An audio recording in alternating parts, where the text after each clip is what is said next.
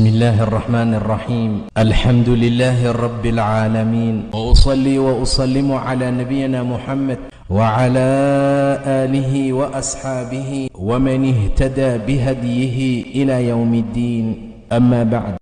سورة الفلق بقنا الفلق يجرا الفلق نما إفا بريسات خانيغرتي غمان تردوكنا الكنيجلا أتشبه رفسان أبرو إتجد أمسان يجرا. بسم الله الرحمن الرحيم. جنتك أرانا قل جريت يا إرجما خيّة أعوذ يجونين تكفما برب الفلق يجوني ربي بريسا في دسانين إفا غرتي غاغنما إسا في دسانين تكفما جد يجودا. أما دوبري ربي سبحانه وتعالى إفما فنو أفان كايو جرا أكاتا تغرتي غامان تنا دعائي قدنو أكاتا تكفمنو إفما فنو قرائسو جرا يجادا. كونما غرتي غا رحمن ربي قداتو نمت أرقسيسا أعوذنين تكفما التجئنين اركدا وأعتصم ويشونين إيقما أي برب الفلقين ربي بريسا في دسانين جيشارا. من شر ما خلقان همتو وانت إني أومي هندار راجيشو أما وانت ربين أومي فدي ربيتين همتو نمر رانجيو ولي رانجيوني دنديشي جيشو غرسي سموان كنا. من شر ما خلقان قدريجان مو أسرد أبتي إنما باية جلتي وجان كن إنما واني إني غرسيسو ربي سبحانه وتعالى إلمنا ما أومي ملي هجي أومما إني أركا خيسان قبو جدنا ميسان أكتمتي سلاواني في غرسي هجي قبروتا أومتي أكنا جئي نبي محمد صلى الله عليه وسلم أعوذ برب الفلك من شر ما خلق انجرو هو نما إني غرسيسوه ما نترقسيسا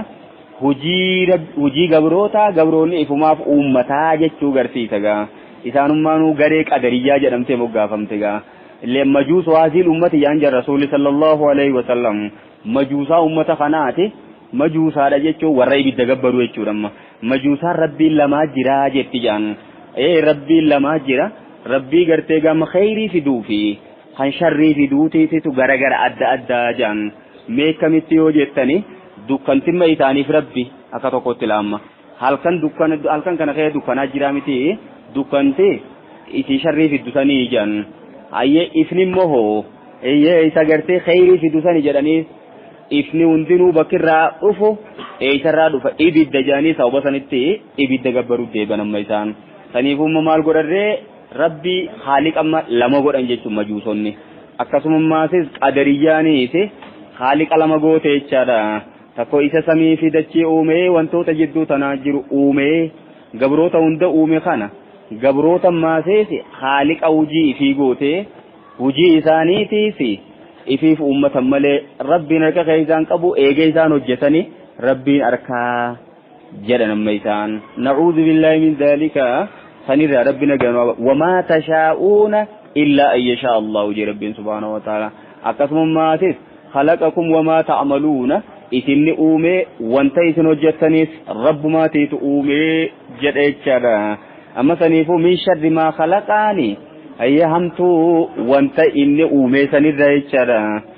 Garii maal jeen ammoo maata nama dariyyaa goonaa min sharri khalqii jechuudha. Ayya hamtuu gartee ga uumama saasan amma duuba hujii rabbi hamtuu ni qabdi sunimma gabricha wal qabsiisuudhaan washarru laysa ilayka je rabbi ergamaan alayhi salatu wassalaam yeroo rabbi qadatu washarru hamtuun ya rabbi tokkicha laysa ilayka jechuun gara keetitti hirkifamtu naamusaafu jechuudha. akkuma nabiyyi Ibraahimu wa idhaa maridtu jeelam wa idhaa maridtu jechuun yeroo nan dhukkubsadhe je akka waan ifi dhukkubseeta ka godhila yeroo nan dhukkubsadhe fa huwa yashfiini inni sun kana fayyisu jechaadha. Fayyaa maal godhe magara rabbiitti hirkiseeti dhukkubsatu immoo gara nafsiyyaa isaatti hirkisee dhiise jechuudha. Sharrii nafsiyyummaa fi gara shayxaanaa kana fa'aa hirkifamti malee naamusaaf jechuudha. Garuu immoo yochi deebite haaliqni rabbi malee hin jiru waan ta'eef kun immoo gartee gaa hojii gabrootaatis kan uume rabbi jechuudha. Qadara keessatti wanni sun hundinuu beekamtee jirti wantoonni gabroonni hojjetan kun hundinuu jechaadha gaaf tokko abbaan bakriitii fi namni tokko walitti falman jedhan yeroo kana gartee hamtuu gabrichumaatiitu fi hamtuu nafsiyumaa fi shayxaana malee hamtuu rabbi irraa miti jedhee mormeenni qadaratti amanuun ammoo qadarri duraanuu hamtuu la wabil qadari khayrihi wa sharrihi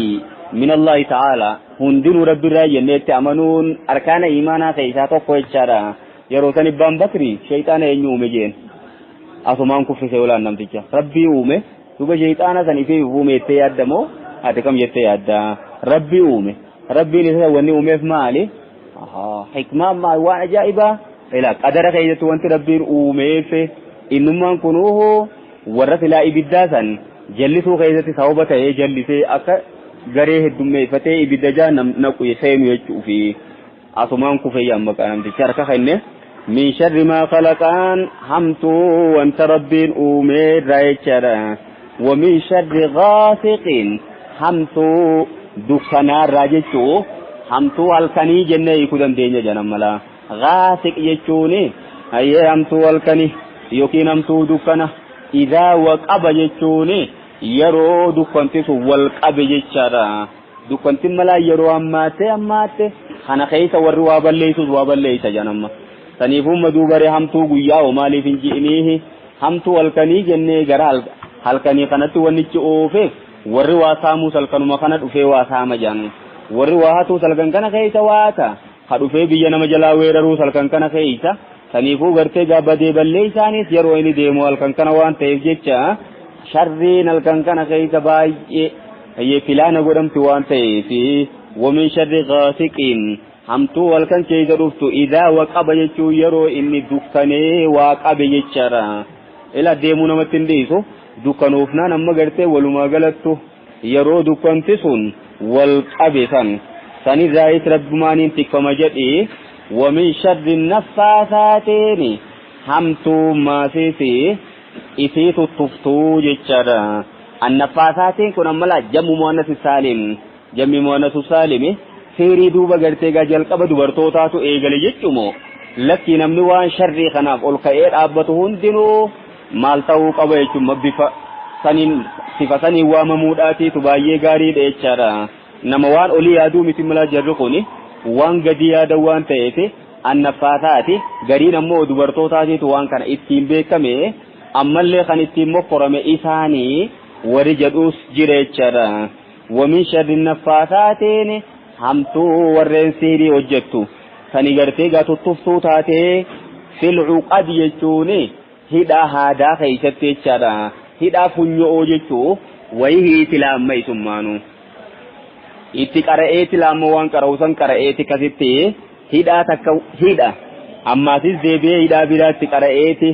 fidee hidha waan ta'eef fil uqad jedhe magaa jammu uqdatiniidha hidhaa haadaa yookiin hidhaa funyoodhaa keessatti warreen tuttuftu jechaadha warrummaan siirii godhu sunoo akkanuma qilleensa irratti godhu waan itti godhu qaba jechuudha galattu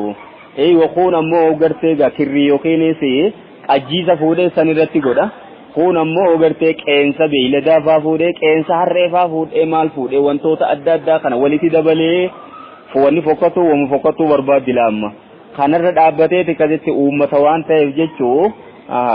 siiriin tun ammoo hundummaan isiidhaateetu yooneefi duuba isii baagiraawundii isii yoo qorattee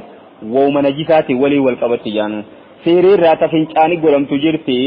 siiriirraa maasis sani gartee gaa dhiiga laguudhaa dhiiga aadaa dubartootaa sanitti godhamtuus jirti jaanu siiriirraa maasis tanuma gartee gaa wantoota najisaa dhiiguma qofa waan adda addaa kana barbaadamtee sanitti godhamtuus jirti warreen siirii nama barsiisan ammaas jalqaba yeroo siirii barsiisan namoota siirii barsiisuu deeman san waan shirkiidhaa kufrii ajaa'ibaa hojjisiisan malee hin barsiisan jaan ammaas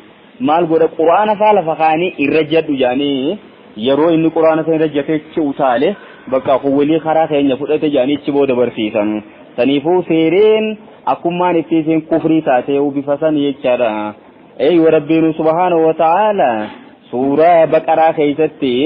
namni seerii godhu akka kaafira ta'e wa haasawma keessattuu sirritti nu garsiisee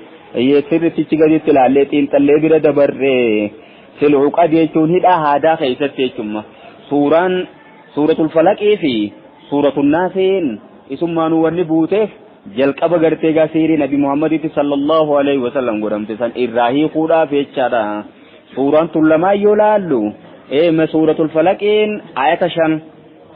suuratul naasiin ammoo ayata 6 waliin meeqa 11 jechaadha. namtichi yahudaadha Labiid ibn al-A'sam kan jedhamu siirii hoggaa nabi Muhammad sallallahu alaihi wasallam godhu hidhaa 11 hidhee jaanamma fil uqadiin ammalaa sanii walii wal qabatte jechaadha. hidhaa 11 hidhee jaan hidhaa 11 san hidheeti fuudhee bakka bi'iriidhaatitti bakka gartee eelli jirutti awwaale saniifuu magartee hidhaa 11 waan taateef ayata tokko hoggaa isaan qaraan iyya hidhaan takkanii hiikkatiyyan siiriin achi keessa jirtu dhiibbaa waan san keessa jirtu jechaadha. amma seerummaan tunuu dhiibbaa mataa isiidhaa qabdi bimashiyatillah wa biqudratillah dandeettii rabbiitiin jechuu garuu immoo yoo rabbiin si fedhe malee qadaraa waliyyoo wal qabatte malee waan takkallee nama godhuu hin dandeessu saniifuu wannummaan rabbitti irraa maganfanneefu san jechaadha. seeriitiitu waanu godha jennee rakkannee saayikooloojikaalii qabamuu nurraan eeggamu laamma. fil uqad jechuun hidhaa haadaa keessatti ومن شر حاسد akkasuma maasis sharri isa gartee gammaata nama hasadu sharri haasida jechaadha. miqanyaa isa jedhamu san nama gartee namaaf ciisa dhabe jechaadha. sharri namticha namaaf hirriiba dhabee san izaa hasadaan yeroo inni haasidummaa isaa saniif lafaa ka'e jechumma. hasad jechuun maal jechuu jaan ayyatamannaa zawaala ni'matil ghayri ni'maan rabbiin nama tokko godhe akka irraa deemtu hawwuu janamma. namni kun waan qabu san odoo dhabee jedhanii hawwuu jechuu yee waan san amma gartee gara kiyyatti naadee dhuftee yookiin guutumattuu gara kiyya dhufuu baattus odoo innummaan kun dhabee jettee hawwuudhaateetu hasada jedhama. hiika biraatiin ammoo hasadni ghibxaa waan gaarii waan bareedduu takka hoggaa arkan fakkaatti isiisanii anis odoo qabaadhee jedhanii hawwuu jechaadha. saniifuu magartee waa lama keessatti malee hayyamamuu jedha rasuulli sallallahu alaihi wasallam. innummaan sunuu waan akkasaa kana odoo horkadhee jechummaan sunuu gaarii miti jechaadha. wanni sun maalime laa hasada illaa fitnatayni waa lama keessatti malee wanta rabbiin nama tokko godheef hawwuun hin jiru jechaadha. wanti lamaan sun maalime tokko gurbaa rabbiin ilmii itti kenne ilmi isaa san taa'ee nama barsiisu halkanii guyyaan maatii waan kanatti hojjetu jan ilmi isaa sanitti kana kun imma nama ilmii qabu tokko ka ilmi rabbii nama barsiisu ka ifiitti hojjetu gaagarte aboosilaanis waan akkana rabbiin na kennee jechuu dandeessa jechaadha. kun ammoo gurbaa rabbiin qabeenyatti kenne qabeenya isaa san karaa rabbii keetti baasu waan qeeriidhaatiin hojjetu jechaadha. bakka kan amma hawwuu waan akkasii hawwuu lamaan kana keessatti hayyamamu malee wanta biraa keessatti hayyamamu gamoo adda addaa gaagarte anis gamoo kana tana silaa jaarradhe jettee hawwuun hin barbaachisu jechaadha. rabbiitu kenne isaafis atis rabbi siifaa kennu yaa rabbi naa kennifaa jechuu barbaachisa janamma. haasidu waan kana jala waan biraatiitu dhufee uumamaa dhammaasis amma duubaree bakka tanatti sharrii keeysa rabbiin lama dubbate jawwaan ajaa'ibaa suuraa kana keessatti mee sharrii seeriidhaatii fi sharrii maasii fi hizdiidha jechuudha. sharrii lamaan tun dhokattuudha waan taateef namatti mul'attu laamma. dhuguma nama tokko maka dhufee siin lolee waan adda addaa fudhatee dhufee si dura dhaabbatee siin lolu kana fakkaatti waan san qabattee siin lolta laamma. hasadni kunis bakki inni keessa dhokatee jiru eeysa vaayirasiidha waan ta'eef dhukkuba dhokataa waan ta'eef qalbii keessa jira jechaadha. seerii sanii ammaatee namtichi yeroo hojjetu dhokatee hojjeta isiin sunis amma waan sitti mul'atu miti dhiibbaaniti karasaniin sitti dhufte san Allahu aalam rabbumaa beeka jechaadha. waa akkanuma taa'ee namni garii nama seeree si godhame maareetii sitti godhame kana jechuun amma mallattoolee adda addaa laalaniiti malee amma ayniidhaafi ijaan nama miidhuu fi seeriidhaafi jarreen kun walitti dhiyaata jarre kun ammoo ta ijaatun ammoo namtichi ijaatun baay'ee akka nama kaanii sanitti hin komatamu akka nama seerii sanitti jechaadha. maaliif jennaani amma ijaa fi haasidummaa tan afaan waliin deema jaan akkasuma maatis namni tokko gaaneef hizdii qabaate seerii si godhuu danda'a. jarri kun lamaan wanumaa walitti aanee dhufeefuu maaliif maatii isaanummaan kunuu wal qabatan namni tokko laa yoo haasidumma jibbannatee yoo qabaate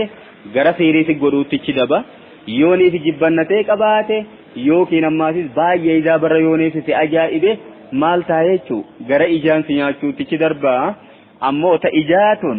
waan abbaan ifiif godhu faamiti ijaan kanuma akkasii akkamitti jennaan abbaan yeroo ilmee ifiifaa nyaatu faa qabu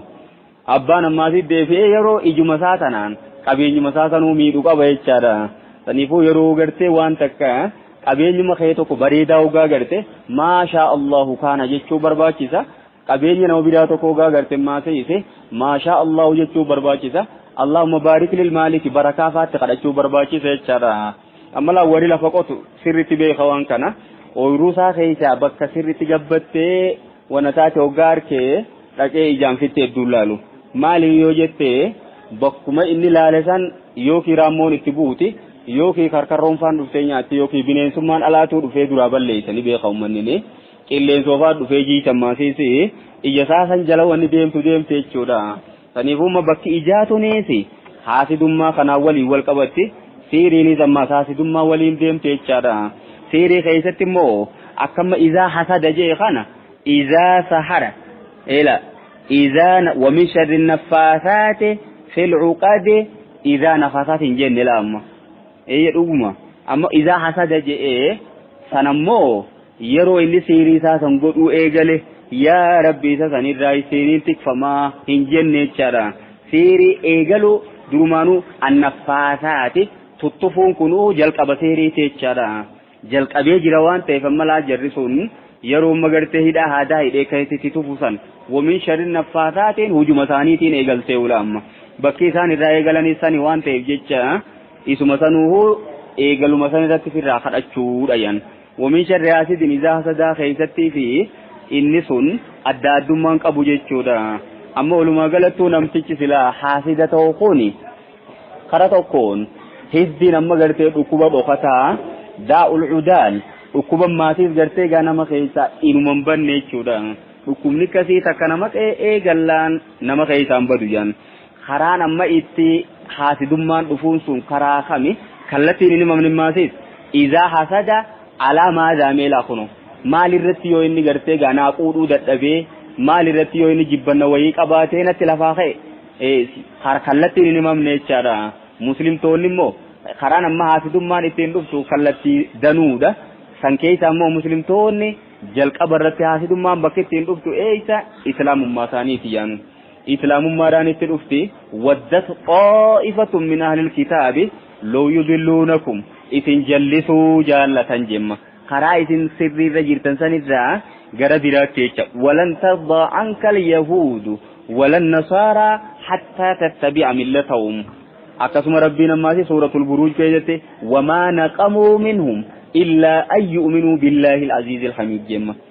rabbuma sanitti amanuu qofa wanti muslimtoonni hasadamuuf wanni muumintoonni hasadamuuf waan biraatii miti islaamummaa san jechaadha haasidummaan kallattiin isiin dhuftuun karaa qabeenyaatiin dhufuu dandeeyse akkasuma ammaasi karaa aangootiinis kallattii aangootiinis dhufuu dandeeyse jechaadha ni'maa rabbiin nama tokkoof godhe isii san akkas namticha sanirraa mulqamtu barbaadu waan ta'eef jecha sayyaadu waan ta'eef jecha kallattii hedduugaa ni'maan gara baay'eedhaan jirte jechaadha amma kungaa haasidummaa muslimtootaa jalqaba irratti karuma gartee kallattuma islaamummaa saniin dhufte jechuudha amma bakka sana keessatti muslimtoota hasaduudhaan tokkoffaarra warri jiru eenyu yahuudota jechaadha sanirraa kan ka'e Labiid ibn al-Aasam kunuuhu siirii wannitti godheef nabi Muhammad sallallahu alaihi wasallam amantii tanaan inni dhufnaanuma diin al-islaam kana isaa quudhuu dadhabee irratti jibbee inni maaliif waan kana argataa nuti maaliif hin argatinii jechumaaf jecha lafaatti ka'e jechuudha namni haasidummaan deemu kun walumaa galattu hujii rabbii dura dhaabbatu jira hujaan inni akka waan nama qofaan waliin wallolu jiru odoon ta'ini rabbummaanuu wanta kana hoggaa kennu isaa kennuun qabu anaaf kennuu qaba kawaan jechuu takka jechaadha amma rabbiin loogii hojjetee jechuu jira hujaan namtichi kun saniifuu haasidummaani jalqaba gartee gaa dilii ma'siyaa hojjetamteeti janisummaanu ma'siyaan jalqaba hojjetamte maal hasada jaan mee kamitti jennaane sheeyxaanni aadamiif quudhaa dadhabe jalqaba hizdi irratti lafaa ka'ee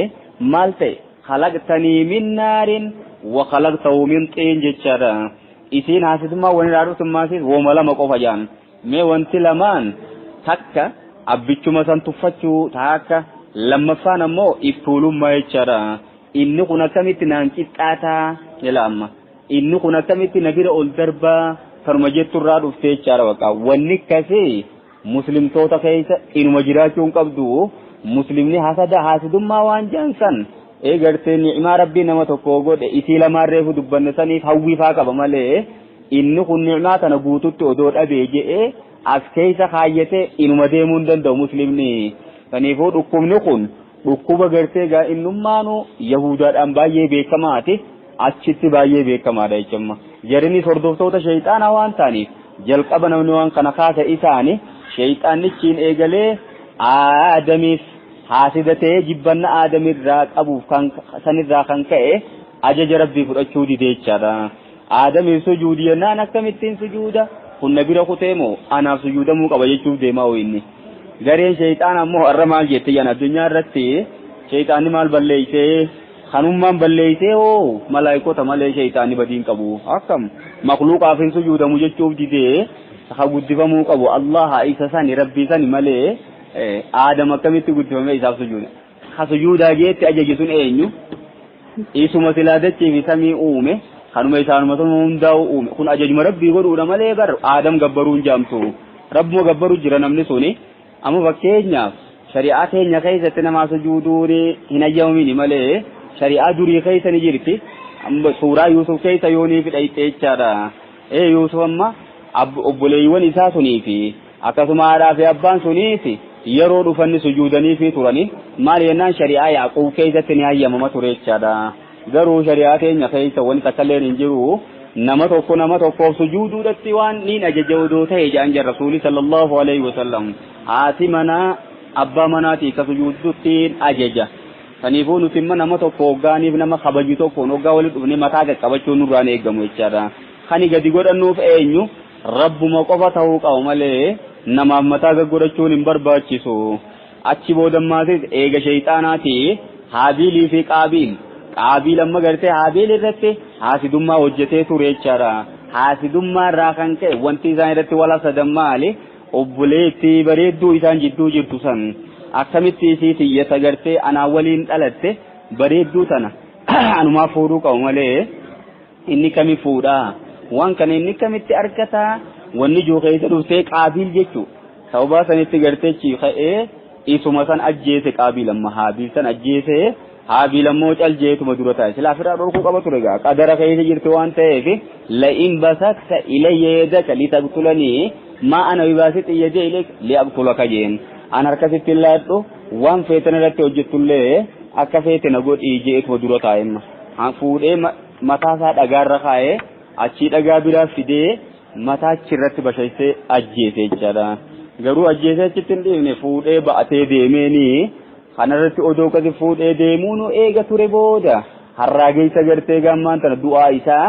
du'aa walii fuudhee awwaalu hammeeysaa fuudhee lafa qotee awwaalu arkeechumaan sheenawee akkamittiin akkana ta'e ani maa harraageessuma kanaa hungawu jechuu harraageessaa hungawu namtichi sun dhuguma inni nuuf irratti ragaa beela amma achi isa jalaa arkee akkasitti meeysaa saasan awwaalee haasidummaan kallattii hedduun godhamti saniifuu rabbitti irraa maganfatu barbaachise jechaadha.